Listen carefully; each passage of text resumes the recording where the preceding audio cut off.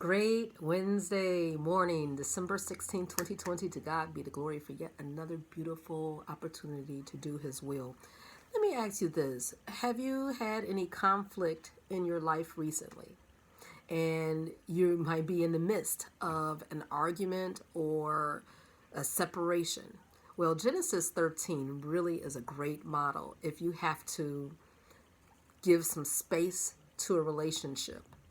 I didn't say divorce, but I just said maybe separate. And maybe it's not a union. Maybe it's just giving some space between adult children and the parent, or friendship, or co-workers, or what have you.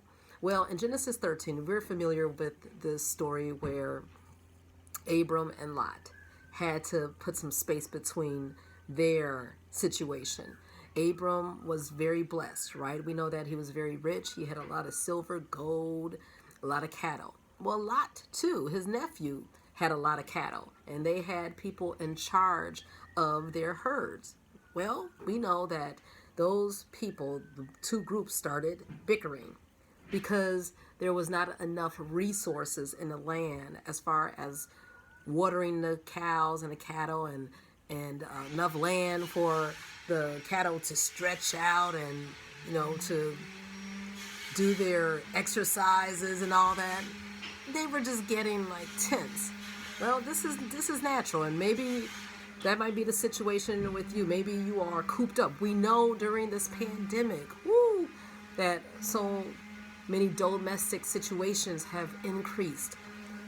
Maybe, of course, it's because physically you're in quarters that are so tight, or you have to deal with relationships, and you have to see this person and day in and day out, and it reveals what's really there.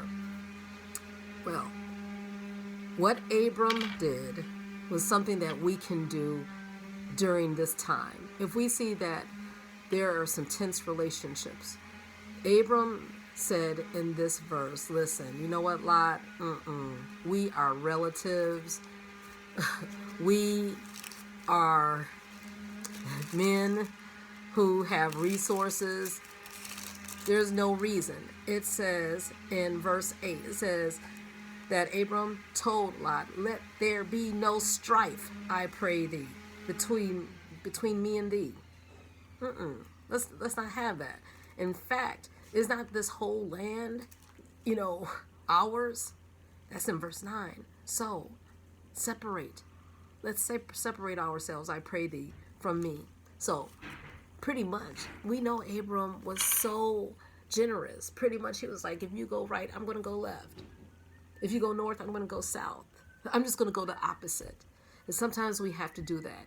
And even if we feel like, I own this, I was given a promise, the Lord will lead you, and He will supply all of our need according to His riches and glory. In fact, because today is December 16th, we would have gone to Psalm 16, and it's a beautiful promise of what the Lord does when we honor Him and when we trust Him. We know that He owns all that cattle, the million hills. So we don't even have to worry.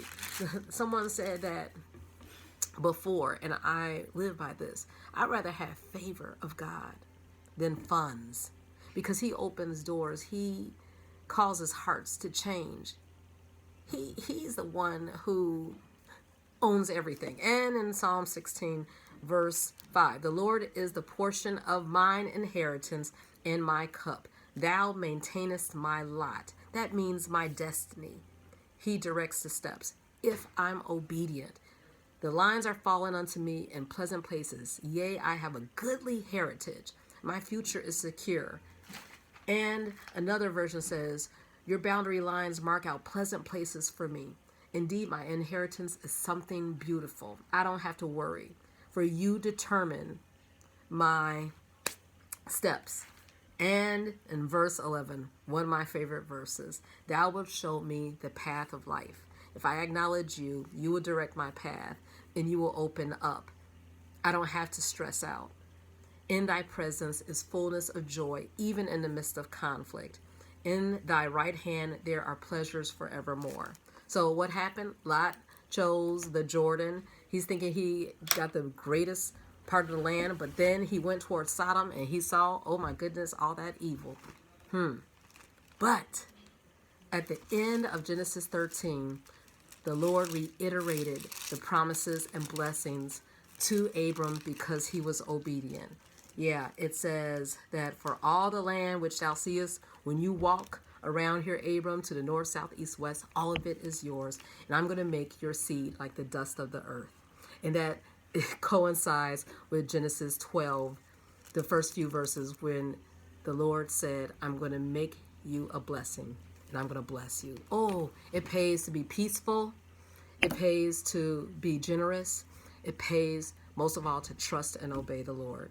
He's looking out for you. Have a wonderful day in peace and know that he'll guide you in all that conflict.